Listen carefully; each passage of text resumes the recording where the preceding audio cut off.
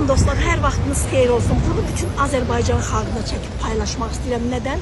Bir gün Astanovkada bu xanım qarşıma çıxdığında mən o şansı dəyərləndirməsəydim, bugün nə Fransa, nə Qətər, nə Hindistan, nə Azərbaycanın ən gözəl bölgələri, bunların heç birini nə tanımayacaqdım, nə də gəzməyəcəkdim.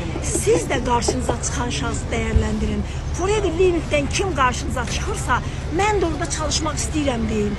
Bəlkə qazanca ehtiyacınız yoxdur, səyahətə ehtiyacınız var. Bəlkə səyahətə ehtiyacınız yoxdur, sağlığa ehtiyacınız var, qazanca ehtiyacınız var. Forever Living bunun hamısını ödüyor dostlar. Yeter ki siz bu videonu paylaşan hər kəsi arayın, zəng edin, o komandanın liderləri ilə bizi görüşdürün deyin.